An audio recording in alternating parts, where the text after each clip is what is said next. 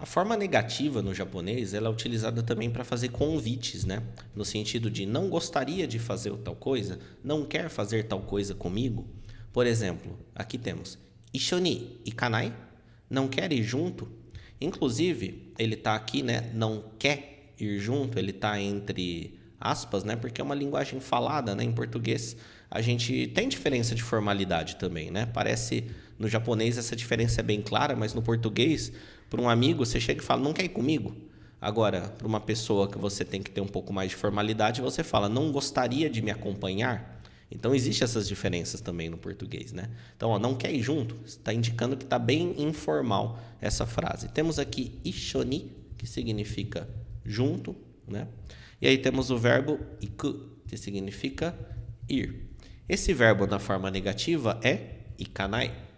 E aí quando você fala ele na negativa com um tom de pergunta, né? Ishoni ikanai? Você está dando a ideia, não gostaria de ir junto, não quer ir junto, só que está informal. Isso é importante, né? Quando você tem que falar essa frase num modo mais formal, para uma pessoa que você tem menos intimidade ou que você deve mais respeito, a gente tem o verbo na forma masu na negativa, né? Então, ikimasen. Ok? É o mesmo verbo. E para passar para essa forma, lembrando, né? Ikimasu. Você troca o masu por masen. Então, ikimasu, ikimasen. Repara aqui no final, né? A gente faz essa troca. Se você lembrar como que passa o verbo para a forma masu, fica bem tranquilo passar para a forma masu na negativa, né? Forma masen. Então, ishoni ikimasen ka? Não quer ir junto, não gostaria de ir junto, né? Essa versão ela é mais formal e você pode usar para uma pessoa que você deve mais formalidade. Outro exemplo aqui, né? Skoshi yasumanai? Não quer descansar um pouco, né? Skoshi significa um pouco.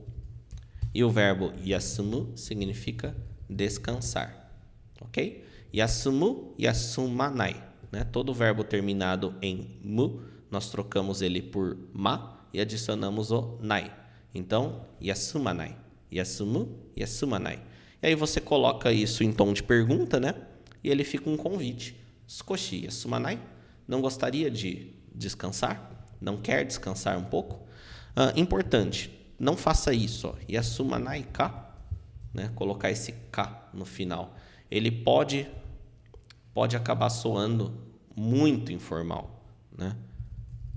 Pode acabar soando até mesmo sem educação falar dessa forma. Tem que tomar cuidado. É melhor você não colocar ele e falar em tom de pergunta. Skoshi yasumanai? Não gostaria de descansar? Não quer descansar um pouco? E aí, para falar de modo formal, você coloca na forma masen. Skoshi yasumimasen ka? Não gostaria de descansar um pouco? Essa versão já está formal. Dessa lição, o mais importante talvez, né, você guardar, é que quando você está falando no modo informal, tomar muito cuidado para não colocar o ka no final. A gente quase nunca na língua japonesa coloca esse ka, né, essa partícula de fim de frase de pergunta, após um verbo na forma de dicionário ou em formas informais. Existem casos muito específicos onde a gente pode fazer isso, que a gente precisa fazer, que a gente precisa saber. Se a gente fizer isso fora desses casos específicos, a gente corre o risco de soar sem educação, ok? Então, inclusive se você assistir vídeos, né, animes, doramas, quando as pessoas estão brigando, é que elas acabam usando, né, yasumanai ka, né? Você não vai descansar não? Né? Ele pode soar desse jeito se você colocar o ka após um verbo na forma informal.